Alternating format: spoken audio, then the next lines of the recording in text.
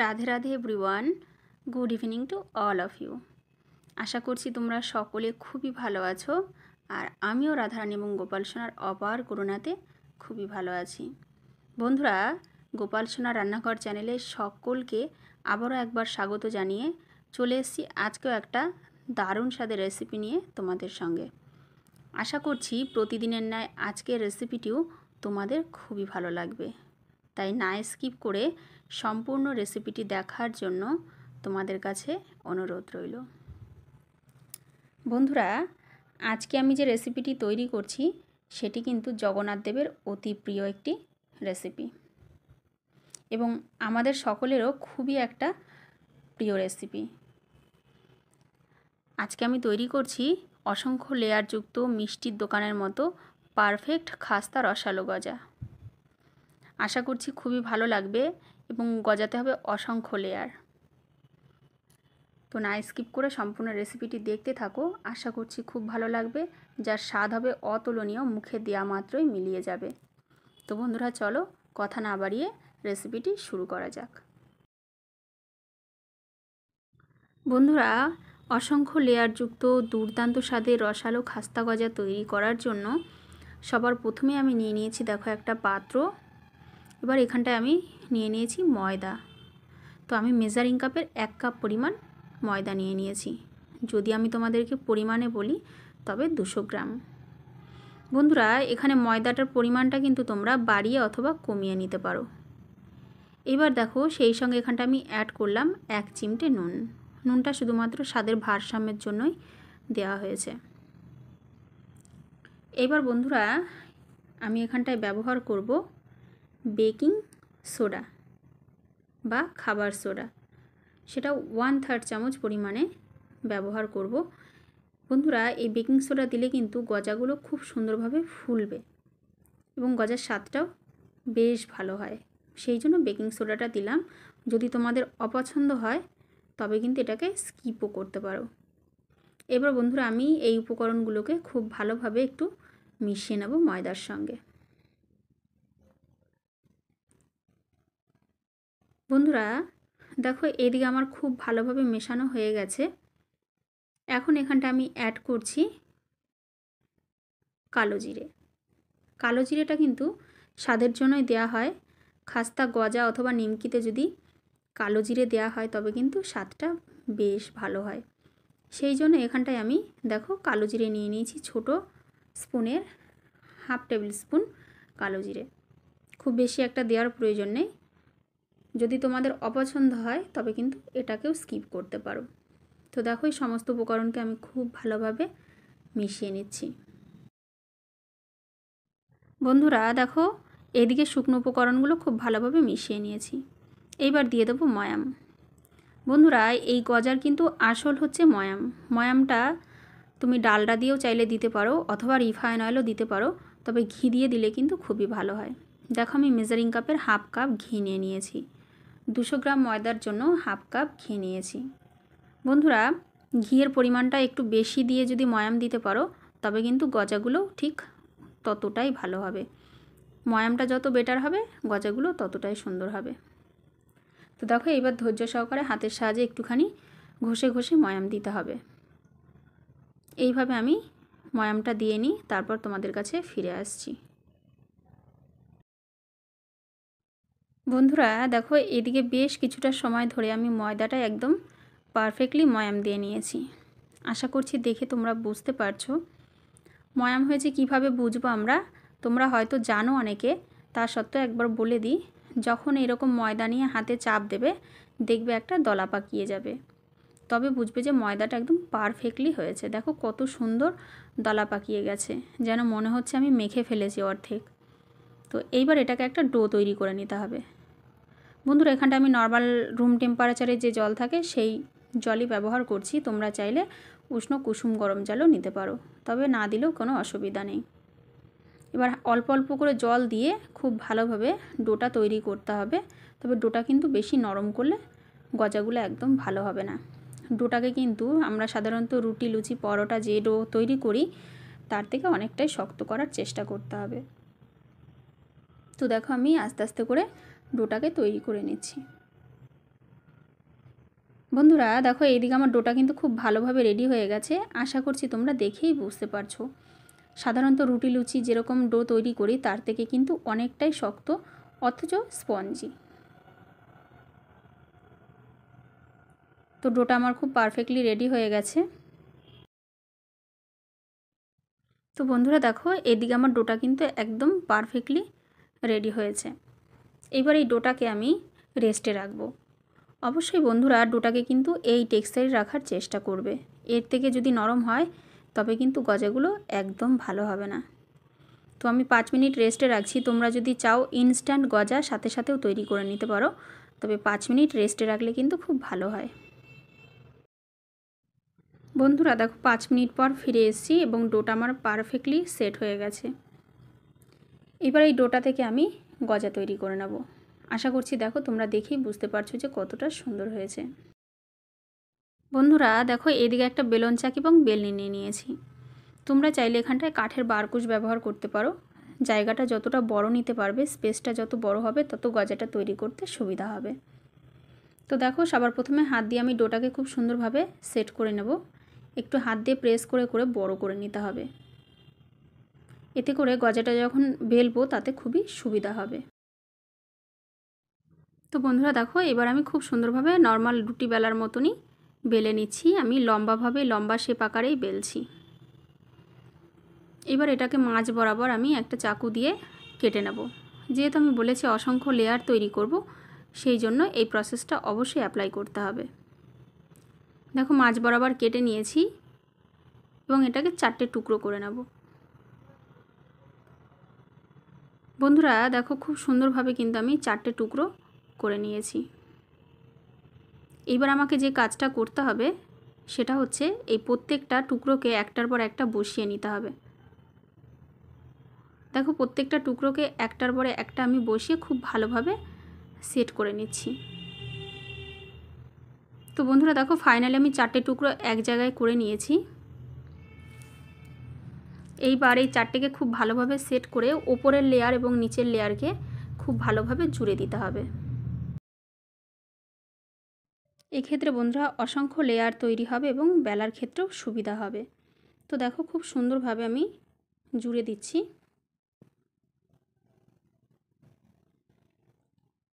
এইবার এটাকে আবার আমি হাত দিয়ে একটু প্রেস করে নিলাম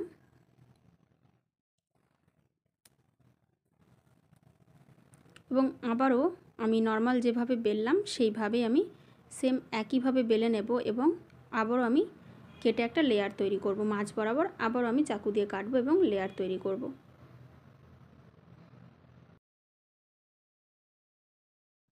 তো বন্ধুরা দেখো এইভাবে মাঝ বরাবর কেটে নিয়ে আবারও আমি খুব ভালোভাবে জুড়ে দেব।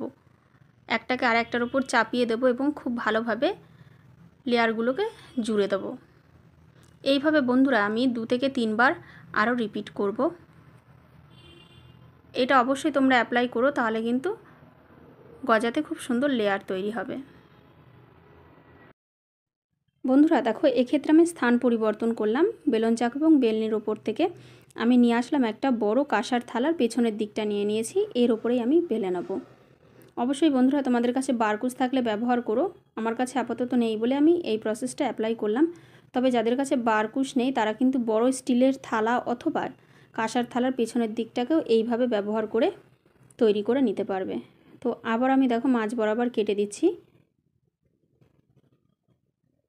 এবং একটার উপর আরেকটাকে জুড়ে দিয়ে সেট করে নেব। আশা করছি দেখো তোমরা দেখেই বুঝতে পারছো কত সুন্দর দেখো লেয়ার তৈরি হয়ে গেছে এবং জুড়ে দিয়ে সেম আগের মতন একইভাবে আমি আবারও বেলে নেব। তো বন্ধুরা দেখো এইভাবে আমি বেশ কয়েকবার মাঝ বরাবর কেটে নিচ্ছি এবং লেয়ারগুলোকে জয়েন করে নিয়ে আমি বেলে যাচ্ছি। তো এই প্রক্রিয়াটা যতটা বার অ্যাপ্লাই করা যাবে তত বেশি গজায় কিন্তু লেয়ার তৈরি হবে। আশা করছি তোমরা দেখেই বুঝতে পারছো যে আমার গজায় কত সুন্দর লেয়ার তৈরি হচ্ছে। তো এইটাই ফাইনাল লাস্ট বার। এইবার আমি তৈরি করার পরে আর লেয়ার কাটবো না। এইবার আমি গজার শেপ দিয়ে গজাগুলোকে কেটে নেব। দেখো খুব সুন্দরভাবে আমি বেলে নিচ্ছি। একটু চওড়া করেও বেলবো, লম্বা করে তো বেলেই নিয়েছি, এবার একটু চওড়া করেও বেলে নিতে হবে হালকা। এবং দেখো এবার একটা ছুরি দিয়ে আমি পাশগুলো কেটে নিয়ে একটা চৌকো শেপ দেওয়ার চেষ্টা করছি হালকা। বন্ধুরা এই কেটে দেওয়া অংশটা কিন্তু আমি ফেলে দেবো না। তো দেখো আমি পাশ দিয়েও খুব সুন্দরভাবে কেটে পরিষ্কার করে নিচ্ছি।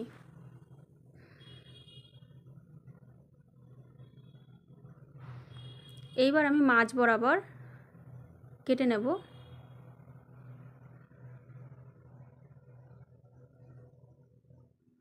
দেখো মাঝ বরাবর খুব সুন্দরভাবে আমি কেটে নিয়েছি। এবার ছোট ছোট করে গজার শেপ দিয়ে নেব। তো বন্ধুরা দেখো কতটা সুন্দর হয়েছে, কতটা মোটা পুরো লেয়ার যুক্ত হয়েছে। এবার ছোট ছোট গজার শেপ দিয়ে আমি কেটে নিচ্ছি। আশা করছি তোমরা দেখে বুঝতে পারছো। যখন আমি এটাকে ভাজবো তখন কিন্তু ডাবল হয়ে যাবে, সেই জন্য খুব বেশি একটা বড় সাইজ করার প্রয়োজন নেই। তোমরা যদি ছোট গজা তৈরি করতে চাও তবে এর থেকেও আর একটু ছোট সাইজ নিতে পারো, আর বড় গজা তৈরি করতে চাইলে এর থেকে একটু বড় সাইজ নিতে পারো। তবে ছোট ছোট সাইজে বানালেও কিন্তু যখন এটাকে ভাজবে ডাবল হয়ে যাবে। একে একে আমি বাকিগুলো কেটে নিচ্ছি এবং তোমাদের কাছে ফিরে আসছি। তো বন্ধুরা দেখো একে একে আমি সমস্ত গজাগুলোকে কেটে নিয়েছি। এবার আমি এই গজাগুলোকে ভেজে নেব। দেখো কতটা সুন্দর পুরো লেয়ার যুক্ত হয়েছে। আশা করছি তোমরা দেখে বুঝতে পারছো। বন্ধুরা দেখো এইদিকে আমি কড়াই গরম করতে দিয়েছি। এইবার এখানটায় আমি ব্যবহার করব রিফাইন অয়েল। অবশ্যই রিফাইন অয়েলে ভাজার চেষ্টা করবে। তো তেলের পরিমাণটা বন্ধুরা একটু বেশি দিতে হবে এবং তেলটাকে খুব বেশি একটা গরম করা যাবে না, হালকা কুসুম গরম করে নিয়ে গজাগুলোকে ছাড়তে হবে। তো বন্ধুরা দেখো এদিকে আমার তেলটা হালকা কুসুম গরম হয়ে গেছে এবং একে একে আমি গজাগুলো ছেড়ে দিচ্ছি। এইরকম অবশ্যই এইরকম টেম্পারেচারে রেখেই গজাগুলোকে ছাড়বে। বেশি যদি তেলটা গরম হয়ে যায় তবে কিন্তু দেওয়া মাত্র নিচ থেকে পুড়ে যাবে। এবং অবশ্যই গ্যাসের ফ্লেম লোয়ে রেখে একটু সময় নিয়ে ভাজতে হবে গজাগুলো, তবে কিন্তু গজার কালার খুব ভালো আসবে এবং গজাগুলো খেতেও কিন্তু খুবই সুন্দর লাগবে। তো দেখো আস্তে আস্তে করে গজাগুলো ভাজা হয়ে গেলে এক এক পাশ করে ফুলে ওপরের দিকে উঠে আসবে। তো এইভাবে আস্তে আস্তে করে ভাজতে হবে এবং এক একটা পাশ খুব সুন্দরভাবে নেড়েচেড়ে উল্টে পাল্টে দিতে হবে। তো বন্ধুরা দেখো এক পাশ খুব সুন্দরভাবে ভাজা হয়ে যাচ্ছে এবং একটু হালকা উল্টে দিয়েছি এবং ধীরে ধীরে দেখো আমি গজাটাকে ভেজে নিচ্ছি। কত সুন্দর হালকা ব্রাউন কালার এসছে এবং কত সুন্দর লেয়ারগুলো ছাড়তে শুরু করেছে। তো এইভাবে আর একটুখানি সময় ভেজে নেব এবং হালকা ব্রাউন কালার অবস্থাতে আমি নামিয়ে নেব। খুব একটা কড়া পাকে ভাজার প্রয়োজন নেই। বন্ধুরা দেখো এদিকে আমার গজাগুলো খুব সুন্দরভাবে ভাজা হয়ে গেছে। এবার আমি একে একে গজাগুলোকে তুলে নেব। তো বন্ধুরা দেখো গজাগুলোকে ভেজে তুলে নিয়েছি। আশা করছি দেখেই বুঝতে পারছি যে কতটা সুন্দর কালার হয়েছে এবং কত ভালোভাবে লেয়ার ছেড়ে এসছে। এবার এই গজাগুলোকে ভেজানোর জন্য একটা সিরাপ তৈরি করে নিচ্ছি বা একটা শিরা তৈরি করে নিচ্ছি। সেই জন্য দিয়ে দিয়েছি মেজারিং কাপের 1 কাপ পরিমাণে চিনি।